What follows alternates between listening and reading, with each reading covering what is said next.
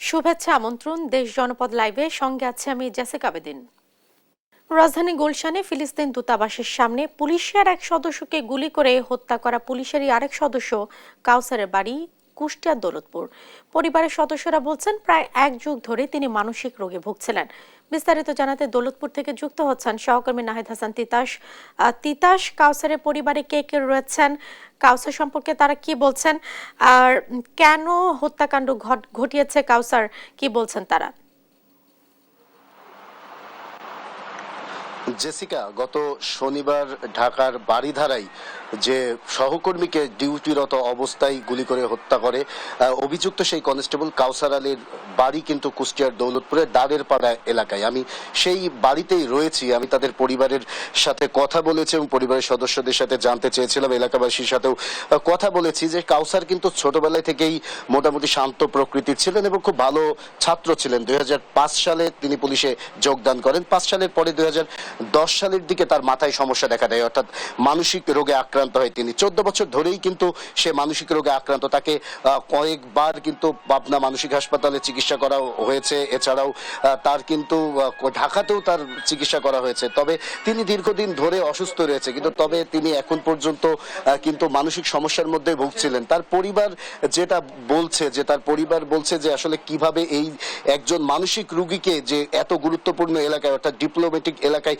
অস্ত্র সহ তাকে ডিউটিরত অবস্থায় রাখা হলো। তারা কিন্তু এক প্রকার ডিপার্টমেন্টাল যারা লোকজন রয়েছেন, দায়িত্বশীল যারা কর্মকর্তা রয়েছেন, তাদেরকে কিন্তু একটু দোষারোপ করছেন। আমার সাথে রয়েছেন কাউসার আলীর মা, আমি তার সাথে একটু কথা বলতে চাই। আসলে কত সালে কাউসার এই অসুস্থ হয় এবং আপনারা কি জানতেন যে আসলে সে অস্ত্র সহ ডিউটি করে? আপনাদের কাউসার কেমন ছেলে ছিল? কাউসার ভালো ছেলে ছিল। 10 সালে যখন ও মেন্টালিতে ভোগে তখন হইলে চিকিৎসা দেওয়া হয়। তারপরে তিনি শুনেছি যে অস্ত্র দেয় না, কিন্তু এই যে ঘটনা হওয়ার পর থেকে আমি জানতে পারছি যে অস্ত্র দিয়েছে ছেলেকে। আমি তারা জানি যে সে মেন্টালি, তারাই চিকিৎসা দেয়, তারাই সবকিছু করে, তারা তো অস্ত্র দেওয়ার তো কোনো আশায় কথাই আসে না। তো সে কেন অস্ত্র দিছে আর কেন সে কঠিন জায়গাতে ডিউটি দিছে? ওরা ডিপার্টমেন্ট পুরা জানে, ডিপার্টমেন্টে চিকিৎসা করে, ডিপার্টমেন্টে আবার ওরা সুস্থ করে সিসি নিয়ে আবার বাড়িতে সুস্থ করার জন্য আবার পাঠিয়ে দেয়। সেই শিশু অনুপাতে সুস্থ হয়ে আবার যাই যোগদান করে চাকরিতে। আসলে সর্বশেষ কাউসারের সাথে আপনাদের যোগাযোগ হয়েছে কবে, এবং কাউসার ডিপার্টমেন্টে কি কাউসারের কোনো প্রতিক্রিয়া আছে কিনা, এই বিষয়ে ডিপার্টমেন্ট আপনাদের কিছু জানাইছে কিনা? ডিপার্টমেন্টের প্রতিক্রিয়া জানে যখন অসুস্থ হয় তখন চিকিৎসা দেয়। আর এই যে ঘটনা ঘটেছে, ওই ঘটনা ঘটেছে রাত বলে 11টার সময়, আর আমাদের কাছে সেই সংবাদ আসে রাত 3টার সময়। 3টার সময় জানতে পারলাম, খালি বলছে যে কাউসারের ছেলে মেয়ে কটা, কাউসারের বাবা মা বাইসে আছে। বলছে হ্যাঁ বাবা মা বাইসে আছে। কাউসারের ছেলে মেয়ে 2টা, কোন ক্লাসে পড়ে? ক্লাস 9, একটা ক্লাস 8। জাস্ট এটুকু জিজ্ঞেস করি ফোন কাটি দেয়। পরে ভোর 4টা, 4:30, 5টার দিকে বলে যে সে কাউসার একজন কনস্টেবলকে খুন করেছে, সে গুলি দিয়ে। তারপরে আমরা অবাক হই যে একটা মেন্টাল মানুষকে, মাতালকে কেন হইলে গুলি দিছে, অস্ত্র দিছে? আমরা তো জানি না, আমরা জানি যে অস্ত্র দেয়, লাঠি দেয়। ও বলে যে আমাকে এর আগে বলতো যে পাগল হই, প্রথম পাগল হাতে আমাকে ডিউটি দিতে আমাকে লাঠি দেয়। তা আমার তো জীবনে কোনো নিরাপত্তা নাই। তা আমি বলি যে পাগল হয়েছি, বাপ তোর পাগলা খাতায় নাম মিটে গেছে, তোকে অস্ত্র দেয়, অস্ত্র দিলে তুই কেউ যদি তোকে ইনসাইটনি কথা বললে মাথা গরম হয়ে গেলে তুই মার দিবি। এই জন্য সরকার দেয় না, অফিসাররা দেয় না। তারপরে যে অস্ত্র ব্যবহার করে আমি জানিনি বাপ, আমরা জানিনি যে তাকে অস্ত্র দেয়। যেমনটি শুনছিলেন জেসিকা, আসলে কাউসারের পরিবার কিন্তু জানতো না যে আসলে সে অস্ত্র ব্যবহার করে তার ছেলে, কারণ দীর্ঘদিন ধরেই কিন্তু তিনি এই মানসিক সমস্যায় ভুগছিলেন এবং তিনি যে অসুস্থ এটা কিন্তু তার ডিপার্টমেন্টের লোকজন জানতেন। এই যে গুরুত্বপূর্ণ একটি এলাকায় তার দায়িত্ব দেওয়া হয়েছে, এটা নিয়েও কিন্তু তার পরিবারের ক্ষোভ রয়েছে। কাউসার 2010 সাল থেকে কিন্তু মানসিক রোগে ভুগছিলেন। তাকে কয়েকবার পাবনা মেন্টাল যে হসপিটাল রয়েছে সেখানে চিকিৎসা দেওয়া হয়েছে এবং ঢাকার শ্যামলী যে হসপিটাল রয়েছে সেখানেও কিন্তু চিকিৎসা দেওয়া হয়েছে, এবং সেগুলো প্রত্যেকটি কিন্তু তার পরিবারের দাবি যে তার ডিপার্টমেন্ট এবং পুলিশের পক্ষ থেকেই সেই চিকিৎসাগুলো দেওয়া হয়েছে। তাহলে একজন এই যে মানসিক রোগীকে কেন এত গুরুত্বপূর্ণ একটি জায়গায় দায়িত্ব দেয়া হলো, ডিউটি দেয়া হলো এবং তাকে ভারী অস্ত্র দেয়া হলো, যার কারণে এই দুর্ঘটনা ঘটেছে? তাই তারা বলছে এর এতে আসলে ঊর্ধ্বতম যারা কর্তৃপক্ষ রয়েছে তারাও কিন্তু দোষ এড়িয়ে চলতে পারেন না। তারা বলছে যে তার মানসিক ভারসাম্যহীন, তার পরিবারের সদস্য বাবা এবং মা বেঁচে আছেন। বাবা দীর্ঘদিন ধরে কিন্তু অসুস্থ রয়েছেন। বাবা স্কুল শিক্ষক, তিনি অবসরপ্রাপ্ত স্কুল শিক্ষক। কাউসারের স্ত্রী রয়েছে এবং কাউসারের কিন্তু 2 সন্তান রয়েছে যারা স্থানীয় একটি স্কুলের প্রাইমারিতে পড়ে। আর এই ঘটনার পর থেকে কিন্তু এই যে এতিম হয়ে 2টি শিশু যে প্রায় অনাথের অবস্থা, অর্থাৎ তার বাবার যদি এখন বিচারের আওতায় আসে এবং কোনো ফাঁসি বা কোনো বিচারের মধ্যে পড়ে, তাহলে কিন্তু এই 2টা সন্তানের ভবিষ্যৎ অন্ধকার হয়ে যাবে। আমি এলাকাবাসীর সাথেও কথা বলেছি। আসলে এলাকাবাসী যেটা জানাচ্ছেন যে কাউসার এলাকায় ছোটবেলা থেকে কিন্তু মেধাবী ছাত্র ছিলেন এবং তিনি কিন্তু পুলিশের চাকরি 2005 সালে পান এবং শান্ত প্রকৃতির ছেলে ছিলেন। তাই এলাকাবাসীও তার এই ঘটনাতে কিন্তু হতবাক হচ্ছেন। এই ছিল আমার কাছে কুষ্টিয়া থেকে কাউসারের বাড়ি থেকে সর্বশেষ খবর। জেসিকা। তিতাস, আপনাকে ধন্যবাদ। দর্শক, পুলিশ হত্যার বিষয়ে সবশেষ খবরাখবর জানাচ্ছিলেন সহকর্মী নাহিদ হাসান তিতাস। উপজেলা নির্বাচনে জিতে এখন উদযাপনে ব্যস্ত বিজয়ীরা। সমর্থকদের দিয়ে উৎসবে মেতেছেন তারা। এ নিয়ে আরো জানাতে খুলনা থেকে সরাসরি যুক্ত হচ্ছেন সহকর্মী নূর ইসলাম রকি। রকি, কেমন দেখছেন আনন্দ উল্লাস? আর ভোটের আগে তো প্রার্থীরা বিভিন্ন রকম প্রতিশ্রুতি দিয়ে থাকে, তো প্রতিশ্রুতি বাস্তবায়নে তারা কি বলছে? আপনারা জানেন যে রিমেলের কারণে কিন্তু খুলনার 3টি উপজেলা নির্বাচন স্থগিত ছিল। সেগুলো হচ্ছে কয়রা, পাইকগাছা এবং ডুমুরে। গতকাল এই উপজেলাগুলোতে সুষ্ঠুভাবে নির্বাচন সম্পন্ন হয়েছে বলে দাবি নির্বাচন কমিশনের। তবে আমরা মাঠে থেকে কিন্তু কয়রা ছাড়াও অন্য যে 2টো উপজেলা আছে, এই 2টো উপজেলায় বিচ্ছিন্নভাবে কয়েকটা ঘটনা কিন্তু আমরা দেখতে পেয়েছি। দর্শক, আমরা এই মুহূর্তে আছি ডুমুরে উপজেলার ঠিক রংপুর যে ইউনিয়নটা আছে এখানে। আমরা এখানে এসে ভোটারদের সাথে কথা বলে যেটা জানতে পেরেছি, তারা আসলে উৎফুল্ল। তাদের ভোটের একটা আনন্দ উৎসবের আয়োজন চলছে আর কি। তারা কিন্তু এখানে আমাদেরকে যেটা জানিয়েছে যে তারা শান্তিপূর্ণ পরিবেশে ভোট দিয়েছে এবং তারা তাদের পছন্দের প্রার্থীকে ভোট দিতে পেরেছে এবং তারা এতে প্রচন্ড খুশি। তারা প্রত্যাশা করছে যে তাদের যে প্রার্থীরা আছে এই প্রার্থীরা কিন্তু আগামীতে তাদের ন্যায্য দাবি আদায়ের ক্ষেত্রে তারা সবসময় পাশে থাকবে। আমরা এখানে কথা বলবো এখানকার একজন স্থানীয় ভোটারের সাথে। তাদের কাছে জানতে চাইবো যে কেমন ভোট হয়েছে এবং প্রার্থীর কাছে আপনাদের প্রত্যাশা কি? 12 নম্বর রংপুর ইউনিয়নে খুব শান্তিপূর্ণভাবে ভোট হয়েছে। আমরা এই ইজাজ আহমেদের কাছে চাই যে শান্তিপূর্ণভাবে আমাদের সাথে থেকে কাজকর্ম করে, এই আছে আমাকে আশা। উন্নয়নমূলক কাজ। একটু কথা বলি, আসেন একটু জানতে চাই ভাই কেমন ভোট হয়েছে একটু বলবেন? সুষ্ঠু ভোট হয়েছে আমাদের এই ডুমুরি উপজেলায় শান্তিপূর্ণভাবে। আমরা রংপুর ইউনিয়নের লোক, হ্যাঁ, কোনো কেওয়াজ গামদাম হয়নি। আমরা চাই যে যেসব প্রতিনিধি আমাদের এই জয়যুক্ত হয়েছে এরা যেন আমাদের এলাকায় উন্নয়ন করে বা মানে আরো। ধন্যবাদ আপনাকে। দর্শক, আপনারা যেমনটি শুনছিলেন যে সকল ভোটারদের কিন্তু প্রত্যাশা যে প্রার্থীরা যেন তাদের যে প্রতিশ্রুতি আছে এই প্রতিশ্রুতিগুলো বাস্তবায়ন করতে পারে। আমি একটু জানিয়ে রাখি, কয়রা উপজেলায় GM মহসিন রেজা, পাইকগাছা উপজেলায় আনন্দ মোহন এবং ডুমুরে উপজেলায় এজাজ আহমেদ গতকাল কিন্তু উপজেলা পরিষদ নির্বাচনের চেয়ারম্যান নির্বাচিত হয়েছে। খুলনা থেকে উপজেলা নির্বাচন পরবর্তী ছিল। এটাই ছিল আমার কাছে সর্বশেষ সংবাদ। জেসিকা। রকি, আপনাকে ধন্যবাদ। দর্শক, নির্বাচনে বিজয়ী প্রার্থীদের উচ্ছ্বাসের বিষয় জানাচ্ছিলেন আমাদের সহকর্মী। শতভাগ ভূমিহীন গৃহহীন মুক্ত দেশ গড়ার লক্ষ্যে 18,500-এরও বেশি পরিবারকে জমি ও ঘর হস্তান্তর করা হবে। আগামীকাল গণভবন থেকে ভিডিও কনফারেন্সের মাধ্যমে আশ্রয় প্রকল্প 2-এর 5ম পর্যায়ে 2য় ধাপে জমি ও ঘর হস্তান্তর অনুষ্ঠানে উদ্বোধন করবেন প্রধানমন্ত্রী শেখ হাসিনা। সে বিষয়ে জানাতে লালমনিরহাট আদিতবাড়ি থেকে যুক্ত হচ্ছেন সহকর্মী জান্নাতুল মোহনা। মোহনা, আশ্রয় প্রকল্পের ঘর হস্তান্তরের প্রস্তুতি কেমন দেখছেন, কি বলছেন তারা?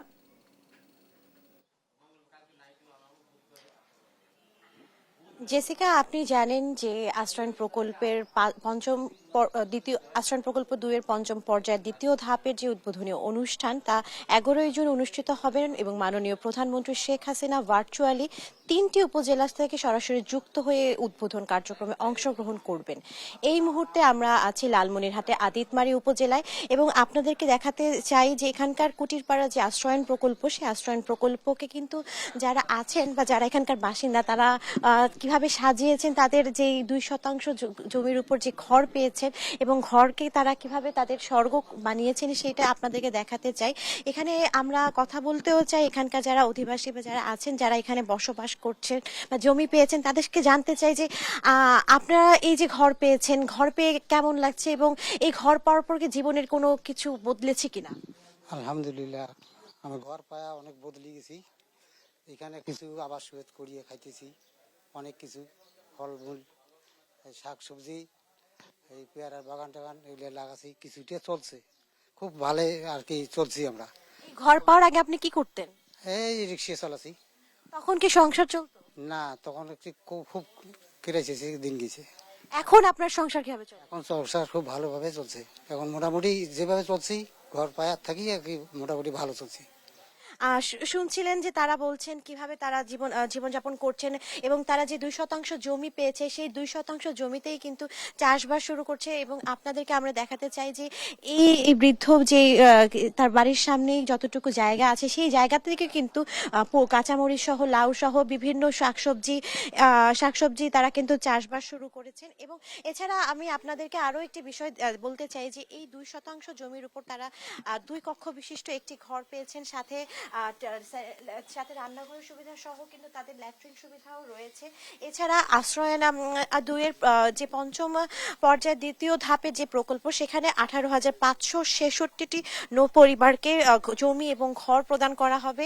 এছাড়া এই পর্যন্ত এই আশ্রয়ন প্রকল্পের যে প্রধানমন্ত্রী শেখ হাসিনা, সেই আশ্রয়ন প্রকল্পের আওতায় কিন্তু প্রায় 43 লাখেরও বেশি মানুষ ঘর এবং ভূমিহীন এবং গৃহহীন মানুষ জমি ও ঘর পেয়েছেন এবং বদলে যাচ্ছে তাদের সেই জীবনের যেই কষ্টের সময়গুলো, সেই সময়গুলোকে ছেড়ে তারা এখন নিজের ঘর বাঁধার স্বপ্ন দেখেছে এবং ঘর বাঁধার কেবল স্বপ্নই না, নিজের একটি জমিও করেছে। এবং আমরা এখানে আরেকজনকে দেখাতে চাই যারা নিজের যে জমি, সেই জমিতেই কিন্তু তারা নিজেদের মতো করে ঘরের বাইরেও কিছুটা উঠানের মতো জায়গায় তারা নিজেদের মতো গুছিয়ে নিয়েছে।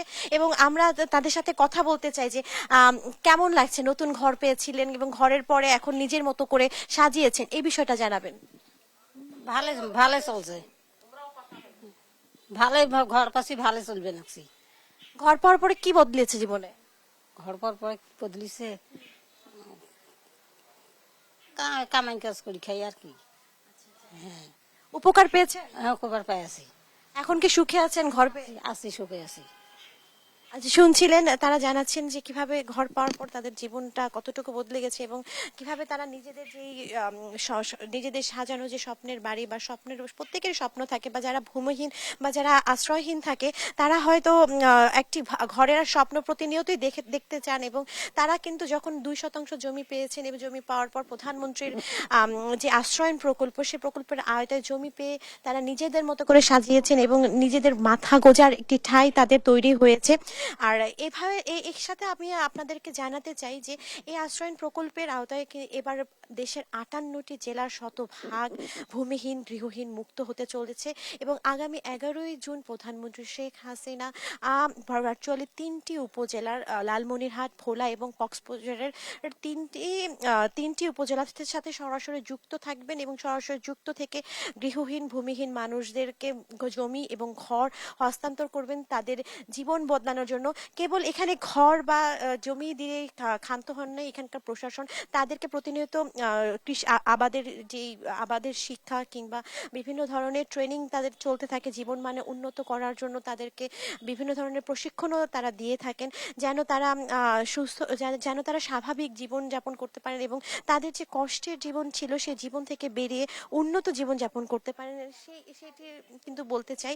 এছাড়া এইবারের যে আশ্রয়ন প্রকল্প, সেই আশ্রয়ন প্রকল্প উদ্বোধনের মাধ্যমে 70টি উপজেলা শতভাগ ভূমিহীন এবং গৃহহীন হবে এবং লালমনিরহাটে 1200 এবার লালমনিরহাট জেলার 1282টি ঘর এবং জমি হস্তান্তর করা হবে।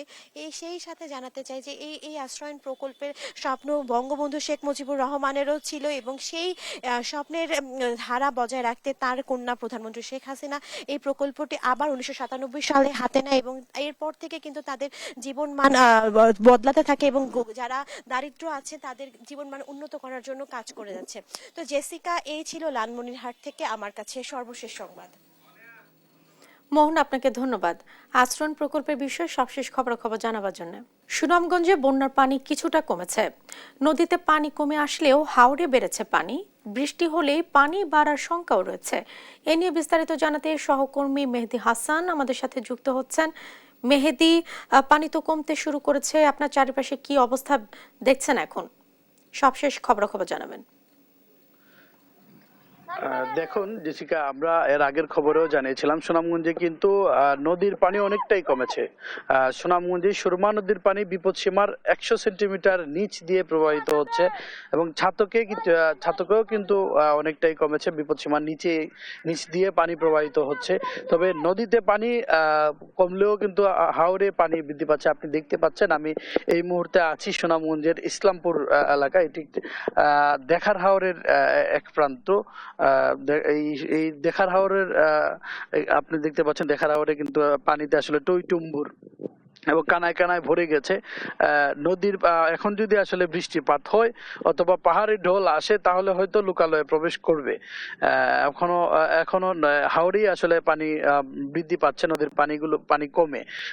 বর্তমানে আসলে আমরা কথা বলেছিলাম সুনামগঞ্জের পানি উন্নয়ন বোর্ডের নির্বাহী প্রকৌশলী মামুন হাওলাদারের সাথে। তিনি আমাদেরকে জানিয়েছেন যে ভারতের চেরাপুঞ্জিতে তেমন কোনো বৃষ্টিপাত নেই, গত 24 ঘন্টায় কোনো বৃষ্টিপাত হয়নি। সুনামগঞ্জেও আসলে তেমন বৃষ্টিপাত হয়নি, গুড়ি গুড়ি কিছু বৃষ্টিপাত হয়েছে।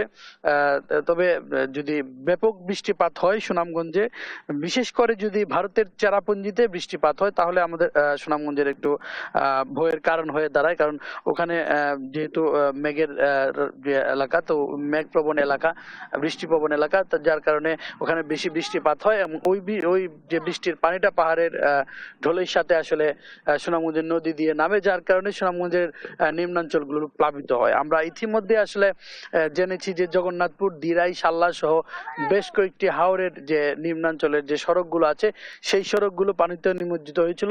এর মধ্যে বেশ কয়েকটি সড়ক আসলে এখন পর্যন্ত পানি নেমে গেছে। তবে বড় ধরনের বন্যার কোনো সংখ্যা আসলে সুনামগঞ্জে নেই। বৃষ্টিপাত কমে গেলে হাওরের পানিটাও কমে যাবে। তো এই ছিল আমার কাছে সুনামগঞ্জ থেকে বন্যার সর্বশেষ তথ্য। জেসিকা। মেহেদি, আপনাকে ধন্যবাদ। দর্শক, সুনামগঞ্জের বন্যা পরিস্থিতির সবশেষ খবর জানাচ্ছিলেন সহকর্মী মেহেদি হাসান। বাজারে আমের সরবরাহ বেড়েছে। আমের বাজার নিয়ে বিস্তারিত জানাতে সাতক্ষীরা থেকে যুক্ত হচ্ছেন সহকর্মী শরীফুল্লাহ কায়সার সুমন। সুমন, আমের সরবরাহ কেমন দেখছেন আর বাজার দর কেমন? ক্রেতা বিক্রেতারা কি বলছেন?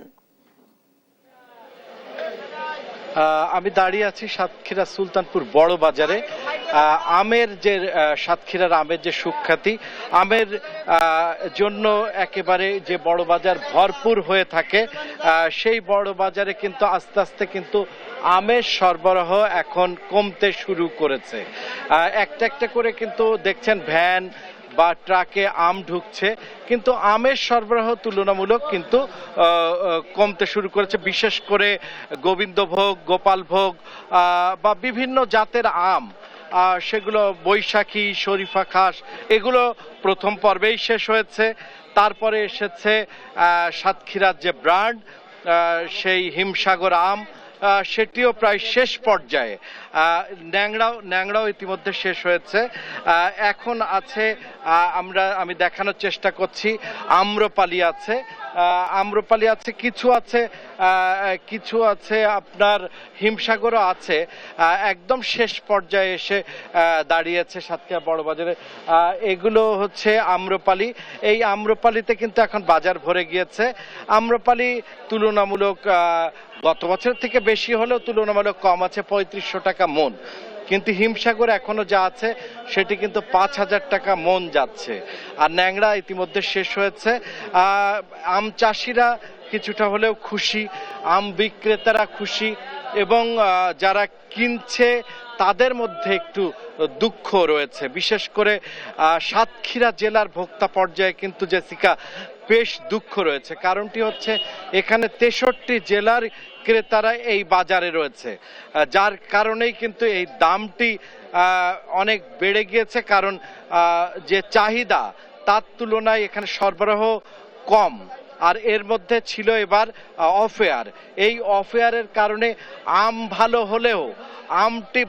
ভালো হলেও যেটি সমস্যা হয়েছে সেটি হচ্ছে যে বাজারে আম এসেছে কম, যার ফলে দামটি কিন্তু তুলনামূলক বেশি হয়েছে এবং এর ফলে এখানকার এখানকার স্থানীয় ভোক্তারা সেই আমটি কিন্তু আসলে আগ্রহ পরিমাণে কিনতে পারেনি। তাদের যে চাহিদা, তাদের যে আগ্রহ পরিবারের জন্য সেই কেনাকাটাটি করতে পারেনি। কারণ গত বছর দেখা গিয়েছে 2000 থেকে 2500 টাকা মনে এই হিমসাগর আমি কিন্তু কিনতে পেরেছে। কিন্তু এবার যেহেতু চাহিদার তুলনায় সরবরাহ কম এবং এবার অনলাইন বিক্রি এবং একই সাথে আপনার 63 জেলার যে বিভিন্ন ধরনের ক্রেতারা রয়েছে তাদের থাকবার কারণে কিন্তু এখানে আম বাজারে আসার সাথে সাথেই বেশিরভাগ ক্ষেত্রে আম বিক্রি হয়ে গিয়েছে।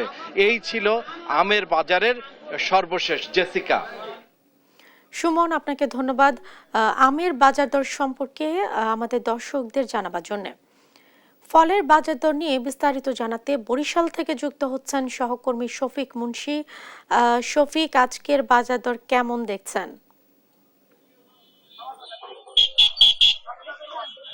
জেসিকা, মধুমাস জ্যৈষ্ঠ কিন্তু প্রায় শেষের দিকে এবং এই মাসের শেষ পর্যায়ে এসে দেখা গেছে যে বাজারে বিভিন্ন ধরনের ফলের সমারোহ পাওয়া যাচ্ছে। তবে বিশেষ করে এখন বাজারে আম আসা শুরু করেছে এবং বিভিন্ন প্রান্তের বিভিন্ন জাতের আমে কিন্তু বরিশালের বাজার 6 লাখ। কিন্তু এসব আমের যে দাম সেটা ক্রেতার নাগালের বাইরে বলেই এখন পর্যন্ত আসলে ক্রেতারা অভিযোগ করেছে।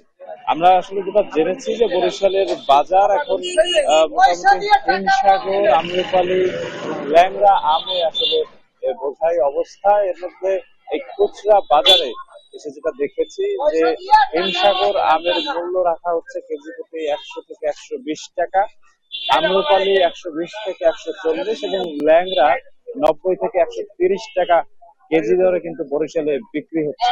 তো এতটা দামের কারণ যেটা আসলে আমরা জিজ্ঞেস করায় বিক্রেতারা আমাদেরকে বললো যে এই আমগুলো মূলত সাতক্ষীরা জেলা থেকে এসেছে বরিশালে।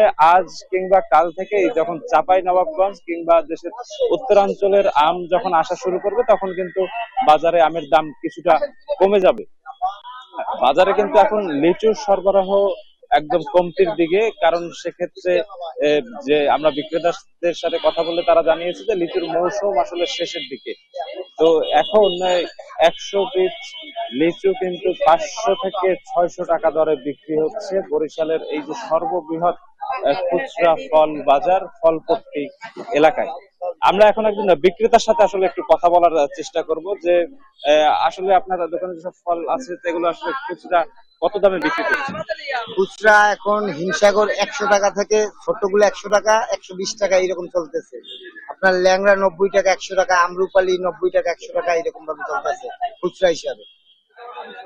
আর অন্যান্যের ভিতরে আঙ্গুর টাঙ্গুর বিদেশি যে ফলগুলো আছে এগুলো দাম মোটামুটি ঠিক করে আছে। মালটা 250 টাকা কেজি চলতেছে, আঙ্গুর 350 টাকা, লালটা 550 টাকা, আপেল ধরেন 250 টাকা, 280 টাকা এইরকম চলতেছে। আমরা একটু আসলে ক্রেতা সাধারণের সাথে একটু কথা বলার চেষ্টা করব যে আমরা একটু কথা বলতে চাই আপনার সাথে। এই যে বাজার দরটা আসলে কেমন, ফলের বাজারের যে দাম সেটা কি আসলে আপনাদের সাধ্যের মধ্যে আছে? আমাদের সাধ্যের মধ্যে আমি কেমন কেনাকাটা করি না। আসলে আমরা যেটা দেখছিলাম যে বাজারে ফলের সরবরাহ বাড়তি। আমরা আরেকজন ক্রেতার সাথে একটু কথা বলার চেষ্টা করব। বাজারে যে ফলের দাম সেটা আসলে আপনাদের ক্রেতার সাধ্যের মধ্যে আছে? আমের কেজি 100 টাকা, এটা তো তেমন একটা বেশি না, কিন্তু আর একটু কম হইলে ভালো হয় আমাদের জন্য। কারণ সাধারণ গরিব মানুষ যারা আছে তারা তো 100 টাকা অনেক কিছু তাদের কাছে, আর একটু কম হলে সাধারণ মানুষের আর একটু ভালো হবে। জেসিকা, আমরা আসলে যেমনটি দেখছিলাম বরিশালের ক্রেতা সাধারণ যারা তারা ফলের বাজারে এখন মূলত আসছে আম কেনার জন্য এবং তারা যেটা বলেছে যে আমের যে দাম সেটা খুব বেশি না হলেও আর একটু কম হলে ভালো হয়। সেক্ষেত্রে তাদের জন্য হয়তো বা কাল পরশু সুখবর আসতে পারবে। যখন উত্তরাঞ্চলের আমগুলো এই দক্ষিণাঞ্চলে আসা শুরু করবে তখন আমের বাজারের কিন্তু মূল্য সেটি আসলে ক্রেতার নাগালের মধ্যে চলে আসার একটি সম্ভাবনা আছে। তো এই ছিল আমার কাছে বরিশাল ফলপট্টি এলাকা থেকে ফলের বাজারের সর্বশেষ খবর। জেসিকা। শফিক, আপনাকে ধন্যবাদ জানাচ্ছি। একই বিষয় জানাতে আমরা যুক্ত হচ্ছে এবারে ময়মনসিংহে, সেখানে রয়েছেন সহকর্মী ইলিয়াস আহমেদ। ইলিয়াস, কিছুক্ষণ আগে শফিক আমাদের যেমনটি জানাচ্ছিলেন, ফলের দাম বরিশালে কিছুটা বেশি, এই কারণে সাধ্যের বাইরে চলে গেছে দাম। নিম্ন আয়ের মানুষরা কি ফল কিনে খেতে পারছেন কিনা, তাদের এ নিয়ে কোনো আক্ষেপ রয়েছে কিনা? আম, জাম, কাঁঠাল, লিচু এই রসালো ফলে কিন্তু ভরপুর বাজার, অর্থাৎ রসালো ফলে কিন্তু পুষ্টিগুণ সম্পূর্ণ রয়েছে। অর্থাৎ এই ফলগুলো এখন বাজারে সচরাচর দেখলেও কিন্তু উচ্চ দামের কারণে সাধারণ ভোক্তা যারা আছেন তারা কিন্তু ক্রয় করতে পারছেন না, সেই বিষয়টি কিন্তু তারা বলছিলেন। এবং আমরা ব্যবসায়ীদের সঙ্গে কথা বলেছিলাম, ব্যবসায়ীরা বলছেন যে গত বছরের তুলনায় এবছর কিন্তু এইসব মৌসুমি ফলের দাম কিছুটা চড়া। অর্থাৎ তারা বলছেন যে অতিরিক্ত খরার কারণে এইসব ফলের উৎপাদন কম হয়েছে, যার কারণে এইসব ফলের প্রভাব কিন্তু সাধারণত বাজারে পড়েছে এবং সাধারণ ভোক্তা যারা আছেন তারা কিন্তু এইসব ফল কিনে তারা খেতে পারছেন না, সেই বিষয়টি অনেকেই বলছিলেন। অর্থাৎ যদি বলি যে ময়মনসিংহের বাজারে কিন্তু আম বিক্রি হচ্ছে, বিভিন্ন প্রকার আম প্রকার বেঁধে বিক্রি হচ্ছে। অর্থাৎ আম্রপালি বিক্রি হচ্ছে 100 থেকে 130 টাকা কেজি দরে, হিমসাগর বিক্রি হচ্ছে 130 থেকে 150 টাকা কেজি দরে, এবং ল্যাংড়া আম যেটি রয়েছে সেটি কিন্তু বিক্রি হচ্ছে 90 থেকে 120 টাকা কেজি দরে। এছাড়াও মালটা বিক্রি হচ্ছে 240 টাকা কেজি দরে, কমলা বিক্রি হচ্ছে 340 টাকা কেজি দরে, এবং আপেল বিক্রি হচ্ছে 270 থেকে 280 টাকা কেজি দরে। অর্থাৎ এই যে মৌসুমি ফলের দাম সেটি কিন্তু অনেকটাই অতিরিক্ত, সেটি কিন্তু সাধারণ ভোক্তারা বলছিলেন। এবং এছাড়াও লেচুর বাজারে তো একেবারেই চড়া রয়েছে। লেচুর বাজার কিন্তু সাধারণত দেশীয় লেচু বিক্রি হচ্ছে 450 থেকে, এবং চায়না লেচু যে লেচু রয়েছে সেটি বিক্রি হচ্ছে 1100 থেকে 1200 টাকা কেজি দরে, এবং জাম বিক্রি হচ্ছে 120 টাকা কেজি দরে।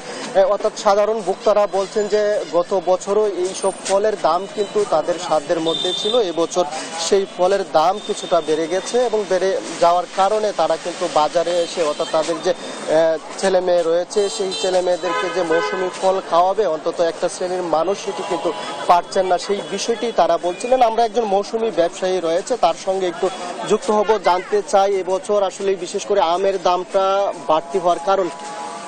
আমের দাম বাড়তে হওয়ার কারণে বছর আম ফলন নাই, আপনার রোদের কারণে আম হচ্ছে না, আর ঝড়ের দাম পড়ে গেছে, এই কারণে রেটটা বেশি।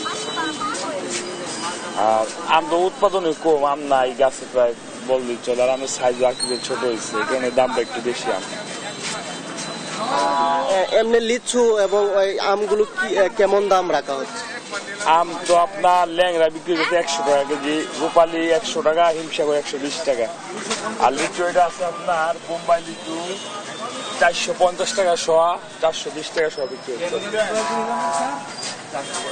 শুনছিলেন যে আসলে তিনি কিন্তু বলছিলেন যে এবছর করার কারণে কিন্তু আমের ফলন কম হয়েছে, অর্থাৎ আমদানি কমে যাওয়ায় কিন্তু তারা বেশি দামে আম বিক্রি করতে বাধ্য হচ্ছেন, সেই বিষয়টি তারা বলছিলেন। এবং তারা কিন্তু বলছেন যে দেশের বিভিন্ন জায়গায় থেকে এই পাইকারি বাজারে, অর্থাৎ ময়মনসিংহের নতুন বাজার পাইকারি বাজারে কিন্তু এইসব ফলের সমারোহ প্রতি বছরই ঘটে থাকে, এবছরও কিন্তু ব্যতিক্রম নয়। অর্থাৎ তুলনামূলকভাবে ফল কম উঠলেও কিন্তু দাম অনেকটা বেশি রয়েছে, সেই বিষয়টি ব্যবসায়ীরাও বলছিলেন। এবং সাধারণ ভোক্তা যারা আছেন তারা কিন্তু বলছেন যে যদি বাজার মনিটরিং ব্যবস্থা একটু জোরদার করা যায় তাহলে হয়তো দাম আরো কিছুটা কমতে পারে, সেই বিষয়টি কিন্তু সাধারণ ভোক্তারা বলছিলেন। আমরা এই বিষয়টি নিয়ে সংশ্লিষ্ট কর্তৃপক্ষ যারা রয়েছেন, অর্থাৎ যারা বাজার মনিটরিং করে থাকেন, জেলা খাদ্য নিয়ন্ত্রণ অধিদপ্তর সহ সংশ্লিষ্ট অন্যান্য কর্মকর্তাদের সঙ্গেও কিন্তু কথা বলেছিলাম। তারা বলছেন যে বিভিন্ন সময়ে তারা কিন্তু এই ফল সহ অন্যান্য নিত্য প্রয়োজনীয় বাজারের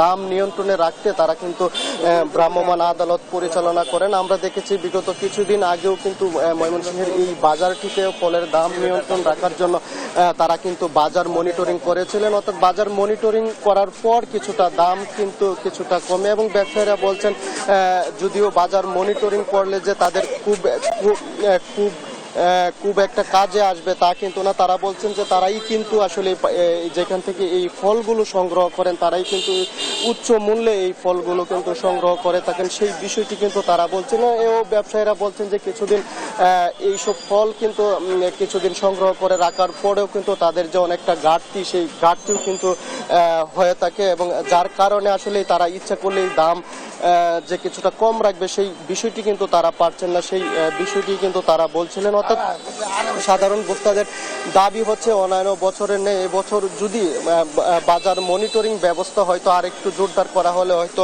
এসব ফলের দাম কিন্তু সাধারণ ভোক্তা যারা আছেন তাদের নাগালের মধ্যে আসবে, সেই বিষয়টি কিন্তু সাধারণ ভোক্তা যারা আছেন তারা বলছিলেন। এবং সংশ্লিষ্ট কর্তৃপক্ষ বলছেন এই মৌসুমি ফল সাধারণ মানুষের সাধ্যের মধ্যে রাখার জন্য তারা কিন্তু নিয়মিত বাজার মনিটরিং করছেন এবং তারা সেই বিষয়টি দেখছেন। এই ছিল আমার কাছে ময়মনসিংহ থেকে ফলের বাজারের দরদাম নিয়ে সর্বশেষ তথ্য। ইলিয়াস, আপনাকে ধন্যবাদ ফলের বাজার দর সম্পর্কে আমাদের জানাবার জন্য। মশলার বাজার দর নিয়ে বিস্তারিত জানাতে চট্টগ্রামে চলে যাচ্ছি, সেখান থেকে যুক্ত হচ্ছেন সহকর্মী AKM নাজিম। নাজিম, মশলার বাজার দর এখন কেমন দেখছেন? খুচরা পর্যায়ে দাম কেমন দেখছেন? আর ঈদের আগে দাম কমার কোনো রকম সম্ভাবনা রয়েছে কিনা?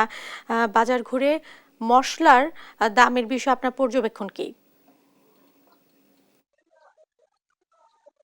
জি জেসিকা, যেমনটি বলছিলেন আগামী আর কয়েকদিন পরে আসলে পবিত্র কোরবান, সেই কোরবানকে কেন্দ্র করে খাতুনগঞ্জ বাজার এটি হচ্ছে একটি বাংলাদেশের সবচেয়ে বড় ভোগ্যপণ্যের বাজার। সেই বাজারে যে মশলা জাতীয় পণ্য রয়েছে সেসব মশলা জাতীয় পণ্যের দাম আসলে কমতির কোনো লক্ষণ নেই। কারণ একে তো অন্যান্য জিনিসপত্রের দাম বাড়তি, তার মধ্যেও ডলার সংকট অন্যান্য সংকট দেখিয়ে ব্যবসায়ীরা যেসব দাম বাড়াচ্ছেন, পাশাপাশি যে কোরবান আসছে সেই কোরবানকে কেন্দ্র করে যতগুলো মশলা জাতীয় পণ্য রয়েছে সবগুলো পণ্যের দাম আসলে হু হু করে বাড়ছে। কারণ আমরা দেখেছি সপ্তাহের ব্যবধানে এখানে পেঁয়াজ, রসুন, আদা এগুলো আসলে কেজি প্রতি 10 থেকে 15 টাকা পর্যন্ত বেড়েছে। কারণ এখানে পেঁয়াজ, আদা, রসুন গত সপ্তাহে একরকম, এই সপ্তাহে একরকম, মানে বলা যায় প্রতি একদিন পর পরে এগুলোর দাম বাড়ছে। আর একটি বিষয় হচ্ছে যে এখানকার যারা ব্যবসায়ী রয়েছেন তাদের বক্তব্য হচ্ছে যে কোরবানিকে কেন্দ্র করে আসলে মশলা জাতীয় পণ্যের দাম বাড়ানো হয়নি, কারণ এগুলো বেশিরভাগই আমদানি নির্ভর পণ্য। আমদানি করার কারণে বা আমদানি সংকট, ডলার সংকট, ব্যাংক এলসি খুলতে দিচ্ছে না, এইসবের কারণে মূলত এসব মশলা জাতীয় পণ্যের দাম বাড়ছে। এখানে আমরা এসে যেটি জেনেছি, কিছু ব্যবসায়ী বিভিন্ন স্লিপের মাধ্যমে, যাদের বাসায় কিছু স্লিপ আছে, স্লিপ যেগুলো টোকেন করা হয় সেই টোকেনের মাধ্যমে এগুলো চালাচালি করে মূলত এসব মশলা জাতীয় পণ্যের দাম বাড়ানো হচ্ছে। বিশেষ করে এলাচ, লং, দারচিনি, তেজপাতা থেকে শুরু করে যতগুলো মশলা জাতীয় পণ্য রয়েছে সবগুলো মশলা জাতীয় পণ্যের দাম আসলে বাড়তির দিকে। কারণ গত সপ্তাহের ব্যবধানে এসব মশলা জাতীয় পণ্যের দাম বাড়ছে। আর ব্যবসায়ীরা বলছেন আসলে বিভিন্ন সংকট থাকার কারণে মূলত এসব পণ্যের দাম বাড়ানো হচ্ছে বা বাড়ছে। কারণ এখানকার কিছু ব্যবসায়ী সিন্ডিকেট তৈরি করে মূলত এসব মশলা জাতীয় পণ্যের দাম বাড়িয়ে থাকে। আর খাতুনগঞ্জ বাজারে যদি মশলা জাতীয় পণ্যের দাম বাড়তে থাকে তাহলে খুচরা বাজারে এটি কয়েক গুণ বেশি বিক্রি হচ্ছে। কারণ এখানে এলাচ প্রতি কেজি বিক্রি হচ্ছে 3300 থেকে 3500 টাকা, রং বিক্রি হচ্ছে 400 থেকে 500 টাকার মধ্যে, জিরা বিক্রি হচ্ছে আপনার কেজি প্রতি 300 থেকে 350 টাকা পর্যন্ত। এইসব মশলা জাতীয় পণ্যগুলো খুচরা বাজারে গিয়ে কেজি প্রতি 3 থেকে 400 টাকা পর্যন্ত বেড়েছে বলে আমরা জেনেছি। কারণ বিভিন্ন হাত বদল হওয়ার কারণে মূলত এসব পণ্যের দাম বাড়ছে। আরেকটি বিষয় হচ্ছে যে এই খাতুনগঞ্জ বাজারে যেটি দেশি এবং ইন্ডিয়ান যেসব পেঁয়াজ রয়েছে সেগুলো পেঁয়াজ মানভেদে বিক্রি হচ্ছে পাইকারিতে 78 থেকে 80 টাকা পর্যন্ত। সেসব পেঁয়াজ আসলে খুচরা বাজারে গিয়ে 95 থেকে 100 টাকা পর্যন্ত বিক্রি হচ্ছে।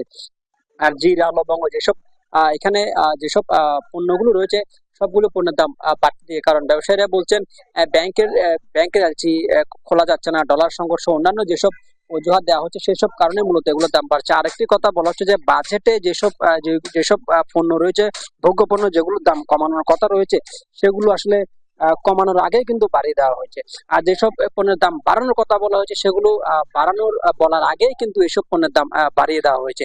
সব মিলিয়ে বলা যায় আসলে ভোগ্য পণ্যের বাজার সেটি অস্থিতিশীল, কারণ এখানে মশলা জাতীয় সবগুলো পণ্যের দাম বাড়তির দিকে। তাই যারা সাধারণ ভোক্তারা রয়েছেন ভোক্তাদের কথা হচ্ছে যে এইসব মশলা জাতীয় পণ্যের দাম নিয়ন্ত্রণ করতে হলে কঠোর মনিটরিং প্রয়োজন। কারণ আমদানি রমদানির ক্ষেত্রে বা কিছু কিছু ব্যবসায়ী এগুলো সিন্ডিকেট করে মজুত করার কারণে সংকট তৈরি হচ্ছে। এসব সংকট বন্ধ করতে হলে বা এই দাম সরবরাহ ঠিক রাখতে হলে এবং যেসব মূল্য দামের এগুলো ঠিক রাখতে হলে বাজারে নিয়মিত মনিটরিং এর পাশাপাশি আসলে অভিযান জোরদার করা জরুরি। কারণ এখানকার ব্যবসায়ীরা বলছেন কিছু মাঝে মধ্যে কিছু লোক দেখানো অভিযান চালানো হয় ভোক্তা অধিকার সংরক্ষণ অধিদপ্তর বা জেলা প্রশাসনের পক্ষ থেকে যেসব অভিযান চালানো হয় এগুলো প্রতিনিয়তই চালানো প্রয়োজন। পাশাপাশি যারা খুচরা বাজারে ব্যবসায়ী রয়েছেন তাদের বক্তব্য হচ্ছে যে এখানে যে অভিযান চালানো হচ্ছে সেই অভিযানটি আসলে নিয়মিত করার দরকার।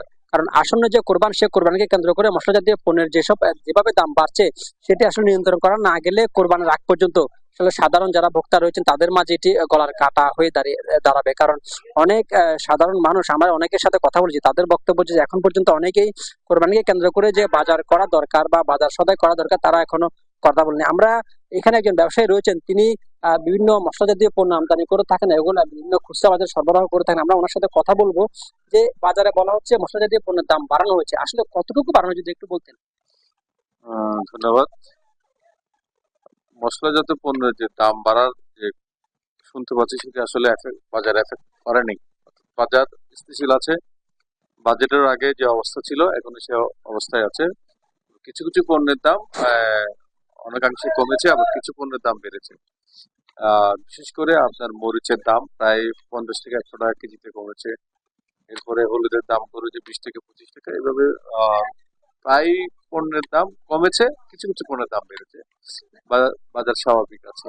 এখানে বলা হচ্ছে যে এলাচ থেকে শুরু করে যেসব মশলা জাতীয় পণ্য আছে এগুলোর দাম নাকি বাড়তে দিকে, কারণ এখানে খাতুনগঞ্জ বাজার যদি হু হু করে প্রতিনিয়ত বাড়ছে তাহলে খুচরা বাজারে একটা বড় ধরনের প্রভাব পড়ে। আদৌ কি খাতুনগঞ্জ বাজারে এগুলো বাড়ছে? যে আমি খাতুনগঞ্জ যেহেতু আছে আমি দায়িত্বে নিয়ে বলছি, যে এলাচের দাম বাড়ার যে অভিযোগটি করা হয়েছে সেটি বাজেটের সাথে কোনো সম্পৃক্ত নাই। এটি অনেক আগে থেকে ইন্টারন্যাশনাল বাজারের দাম বাড়তে ছিল, তার প্রভাবটি আসলে পড়েছে। কিন্তু এই মুহূর্তে এলাচির দাম গত সপ্তাহে বা গত 15 দিনের ব্যবধানে প্রায় 300 থেকে 400 টাকা কমেছে, উল্টো কমেছে। এখানে দাম বাড়ার কোনো সুযোগ নেই, আমার হয়নি।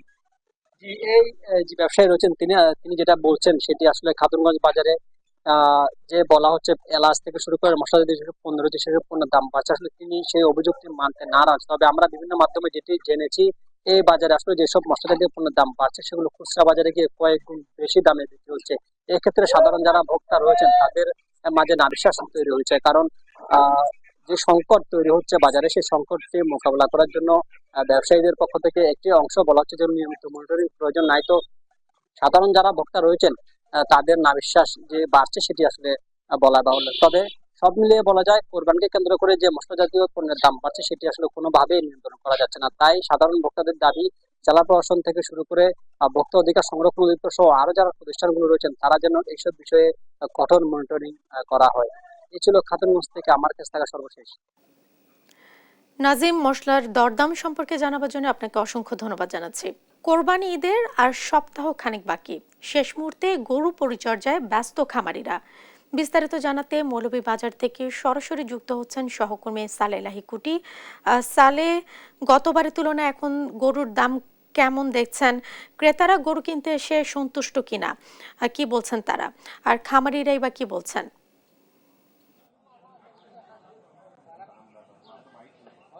ধন্যবাদ। আপনি যেমনটি বলছিলেন যে মৌলভীবাজারে 5366টি খামারে গরু মোটাতাজাকরণ করা হচ্ছে। এই মোটাতাজাকরণে মৌলভীবাজার গরুর চাহিদা হচ্ছে 58,542টি গরুর চাহিদা, কিন্তু মৌলভীবাজারে যে উৎপাদিত হয়েছে গরু সেটা হচ্ছে 84,812টি, অর্থাৎ 14,000 গরুর সংকট। এই সংকট নিবারণের জন্য মৌলভীবাজারের পার্শ্ববর্তী বিভিন্ন জেলা থেকে গবাদি পশু এনে সেটা এই গ্যাপটা ফিল আপ করা হবে। আমাকে জেলা পশুপালন কর্মকর্তা জানিয়েছেন যে প্রতি বছরের ন্যায় এবারও এই মৌলভীবাজারে গরু যে গবাদি পশুর সেই সংকট রয়ে গেছে। যদিও আমাদের এখানে তরুণ উদ্যোক্তারা সৃষ্টি হয়েছে এবং এই তরুণ উদ্যোক্তাদের মধ্যে গরু মোটাতাজাকরণ প্রক্রিয়া শুরু হয়েছে এবং অনেকেই সেটা লালন পালন করছেন গরু কুরবানি ঈদকে সামনে রেখে। কিন্তু তারপরেও যে মৌলভীবাজারের যে চাহিদা সেই চাহিদার তুলনায় গরুর অনেকটা সংকট থেকে যাচ্ছে প্রতি বছরের ন্যায় এবারও। গরুর দাম অন্যান্য বছর থেকে এবার অত্যন্ত বেশি। এখন পর্যন্ত আমাদের এই জেলায় যে স্থায়ী অস্থায়ী যে কুরবানি পশুর হাট সেটা এখন পর্যন্ত জমে ওঠেনি, কিন্তু মৌলভীবাজারের বিভিন্ন খামারগুলোতে এই গরু গবাদি পশুর বেচাকিনা চলছে। এখানে লাইভ ওয়েটের মাধ্যমে গরুর বেচাকিনা হচ্ছে এবং অনেক ক্রেতারাই এখানে এসে অত্যন্ত স্বাচ্ছন্দ্য ভুদে এই গরুগুলা কিনতেছেন, কারণ এখানে লাইভ ওয়েটের গরু কিনা হচ্ছে, এখানে কোনো রকম কেমিক্যাল বা কোনো রকম ঔষধ দিয়ে গরু মোটাতাজাকরণ করা হয়নি, অর্থাৎ দেশীয় পদ্ধতিতে গরুগুলা লালন পালন করা হচ্ছে এবং লাইভ ওয়েটের মাধ্যমে এই গরুগুলা বিক্রি করা হচ্ছে। এখানে একটি বিষয় আপনাকে জানাতে চাই যে এখানে এই গরুগুলা যারা কিনছেন তারা এই গরুগুলা এখানেই রেখে যাচ্ছেন এবং কুরবানির আগের দিন, অর্থাৎ কুরবানির আগের দিন এটা হোম ডেলিভারি হিসেবে পৌঁছে দেওয়া হবে। এই কারণে এই গরুগুলা এখান থেকে অনেকেই কিনতে স্বাচ্ছন্দ্য বোধ করছেন। তার পাশাপাশি একটা জিনিস হচ্ছে যেটি যে এখান থেকে কোনো রসিদ লাগে না এবং রসিদ না থাকার পরিপ্রেক্ষিতে এই জিনিসগুলাই ক্রেতারা এখানে আকৃষ্ট হচ্ছেন। সেই সাথে আপনি জানেন যে আমাদের এই জেলাটি হচ্ছে প্রবাসী অধ্যুষিত জেলা। অনেকেই প্রবাস থেকে যারা কুরবানি দেন তারা এখানে মোবাইলের মাধ্যমে গরুর বিভিন্ন সাইজ রং দেখে সেটা পছন্দ করেন এবং তার নিকটাত্মীয়রা এখান থেকে গরু কিনে নিয়ে যান এবং কুরবানির আগের দিন সেই গরুটি পৌঁছে দেওয়া হয় বাড়িতে। এবং এখানে যে বিষয়টি হচ্ছে যে মৌলভীবাজারে যে উদ্যোক্তা খামারিরা আছেন তারা এই খামারিরা যে ক্রেতারা আসছেন তাদেরকে নানাভাবে সুযোগ সুবিধা দিচ্ছেন এবং লাইভ ওয়েট থাকায় এখানে কোনো রকম যে গরুর কৃত্রিমতা নেই। এই ছিল আমার কাছে মৌলভীবাজারের গবাদি পশুর কুরবানির হাটের সর্বশেষ তথ্য। সালে, ধন্যবাদ আপনাকে কোরবানি পশুর দরদাম সম্পর্কে আমাদের জানাবার জন্য। এই ছিল এখনকার দেশ জনপদ লাইভে। পরের বুলেটিন দেখার আমন্ত্রণ রইল। এছাড়া দেশ টিভির সর্বশেষ সব খবর পেতে ভিজিট করুন www.desh.tv। ফেসবুকে আমাদের সঙ্গে যুক্ত থাকুন দেশ টিভি অথবা দেশ টেলিভিশন পেজে। এছাড়াও সর্বশেষ সব ভিডিও পেতে ইউটিউবে আমাদের হ্যান্ডেল @দেশ টেলিভিশন অথবা @দেশ টিভি নিউজ লিখে সার্চ করুন। ধন্যবাদ সাথে থাকার জন্য।